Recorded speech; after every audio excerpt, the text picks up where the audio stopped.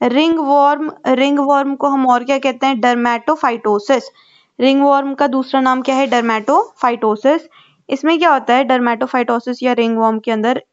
Definition, they are cutaneous fungi which infect only the keratinized tissue by liberating keratinase enzyme which help them to invade into keratinized tissue like stratum corneum, layer of the skin, hair and nail होगा वो, ठीक है। तो ये ringworm जो है वो क्या करते हैं? केरेटिनाइज टिश्यू को इन्फेक्ट करते हैं, केरेटिनाइज टिश्यू को, ठीक है। ये फंगाई, क्यूटेनियस फंगाई, डर्मेटोफाइट्स जो होते हैं ये केरेटिनाइज टिश्यू को इन्फेक्ट करते हैं और ये क्या करते हैं? केरेटिनाइज टिश्यू में केराटिनेज एंजाइम्स को लिबरेट करते हैं ये लोग जाके। कहाँ की केरेटिनाइज टिश्यू? तो स्किन की, हेयर की और नेल की, ठीक, स्किन, हेयर और नेल्स की। There are 3 genera of dermatophytes. अब 3 टाइप्स के हैं ये, ट्राइकोफाइटोन, माइक्रोस्पोरम, एपिडर्मोफाइटोन, ठीक है। अब यहाँ पे ट्रांसमिशन में भी इनडायरेक्ट और डायरेक्ट थ्रू बॉडीली कॉन्टैक्ट से भी फैल सकता है ये। प्रीडिस्पोजिंग फैक्टर्स क्या हैं? तो वार्म ह्यूमिड क्लाइमेट जब होता है ना तो रिंगवॉर्म के कंप्लेंट्स पेशेंट लेके आते हैं। Warm humid climate, poor nutrition, poor hygiene, obesity, diabetes mellitus और डेबिलिटेटिंग इलनेस में ये रिस्क फैक्टर्स हैं। क्या क्या हैं? Poor climate, warm humid climate, poor nutrition and hygiene, obesity, diabetes mellitus और डेबिलिटेटिंग इलनेस। पैथोजेनेसिस देखें तो ये जो डर्मेटोफाइट्स हैं जिसको रिंगवॉर्म कह रहे हैं, इनके जो स्पोर्स होते हैं वो कहाँ पे होते हैं? सॉइल में या एनिमल में या मैन से ये स्प्रेड हो रहा है, ठीक है। तो ये डर्मेटोफाइट्स जो हैं ये एंटर हो रहे हैं स्ट्रेटम कॉर्नियम में, केराटिनेज एंजाइम को रिलीज करा इन्होंने और फिर वहाँ पे इन्फ्लेमेटरी रिएक्शन हुई, रेडनेस, स्वेलिंग, हीट, एलोपेशिया ये सब देखने को मिला और वहां से ये सब काम वाम करके और ये निकल पड़े, movement away from the site of infection. और central healing with classical ringed lesion, क्या देखने को मिलेगा? एकदम क्लासिकल रिंग्ड लीजन देखने को मिलता है सेंट्रल हीलिंग के साथ, ठीक है। Central healing with classical ringed lesion. Types देखें रिंगवॉर्म के तो टीनिया कैपाइटिस है, दूसरा टीनिया बार्बेरी है, टीनिया फेसी है, फोर्थ टीनिया कॉर्पोरिस है, फिफ्थ टीनिया क्रूरिस है, टीनिया पेडिस है, टीनिया मेनम है, ठीक है, और उंगियम है। तो बहुत सारे टीनिया के टाइप्स हैं, तो इसमें 2-2 लाइन लिखना पड़ेगा। टीनिया कैपाइटिस में 2 टाइप है, इन्फ्लामेटरी और नॉन इन्फ्लामेटरी टाइप, ठीक है। तो नॉन इन्फ्लामेटरी टाइप में क्या होगा? पार्शियल या complete round oval shape areas देखने को मिलते हैं, black dot patch, scaly area of alopecia with black dot due to broken off hair from endothrix infection, grey patch, dull grey hair with scaly alopecia patch, seborrheic dermatitis type with dry scaling देखने को मिल सकती है। Inflammatory type के अंदर क्या है? तो circular yellow crust देखने को मिल सकते हैं हेयर फॉलिकल के आसपास।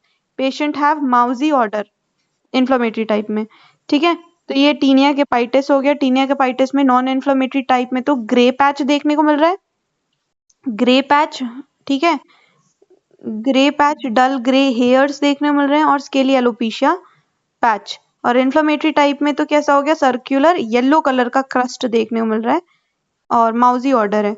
टीनिया बार्बरी जो है मेल्स के अंदर होता है, एडल्ट मेल्स के अंदर, अक्वायर्ड बाय बार्बर का इंस्ट्रूमेंट से होता है ये, mostly observed on the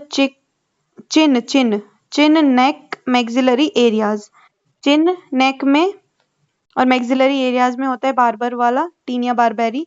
hair in the affected area जो है वो it can be easily pull out, ठीक है।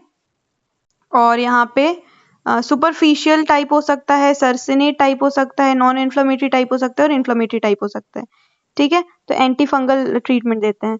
नेक्स्ट टीनिया फेसी जो है उसमें क्या है? एन्यूलर होता है, shiny lesions due to lack of scaling, ठीक। तो ये होता है टीनिया फेसी, एन्यूलर होता है, एन्यूलर, और शाइनी लीजन्स होते हैं due to lack of scaling. Next है टीनिया कॉर्पोरस, इसमें क्या होता है? Anywhere, it can occur anywhere on the body, कहीं पे भी हो सकता है। It is caused often by trichophyton की जो स्पीशीज है वो कर रही है, ठीक है। और यहाँ पे लीजन कैसे स्टार्ट हो रहा है? Papule which spread ring like peripherally with central cleaning देखने को मिलता है। कहाँ पे ज्यादा कॉमन है? ये buttocks, waist line, axillae, parts of the trunk, extremity, ज्यादातर पाम सोल्स और ग्रोइंस को अवॉइड करती है ये कॉर्पोरिस वाली। उसके बाद टीनिया क्रूरिस जो है ना, क्रूरिस, ये होता है क्रूरिस अपना ग्रोइन एरिया में, ग्रोइन ग्रोइन एरिया में, upper and inner part of the thighs के अंदर। ओबेसिटी, मॉइस्चर, वार्मथ की वजह से, फ्रिक्शन की वजह से, ये इंपॉर्टेंट फैक्टर है। ठीक है, it spread to the buttock and lower abdomen में स्प्रेड हो सकता है, क्रूरिस वाला। ठीक, और टीनिया पेडिस जो है वो बहुत ईचिंग प्लूराइटिक वाला है, vesiculo bullous in nature, occur in the instep and plantar surface of the foot में हो जाता है। पेडिस मतलब पैर, फूट में हो रहा है। ठीक है, planter surface of the foot में होता है टीनिया पेडिस। और ये हो गया हमारा। और टीनिया मेनम जो है वो हैंड्स में होता है, टीनिया मेनम हैंड्स में होता है। यहाँ पे इन्फ्लेमेशन कम होता है। The palm become dry with mild scaling which is most obvious in the Palmer creases. ठीक है, तो ये हो गया हमारा टीनिया के बारे में। डर्मेटोफाइटोसिस कह रहे हैं इसमें। ठीक है, dermatophytosis.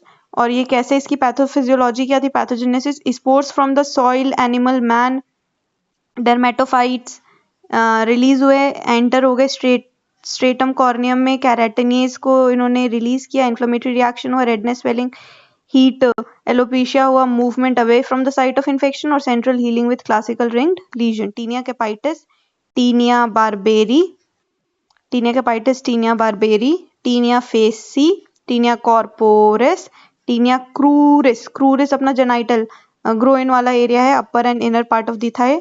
Taenia pedis plantar surface of the foot में होता है। टीनिया मैनम जो है वो हैंड्स में होता है। ठीक है, ये हो गया हमारा। और ये जो लास्ट है टीनिया उंगियम, उंगियम ये नेल्स में हो रहा है, थिकनिंग ऑफ द नेल्स में, friability, thickening of the nail.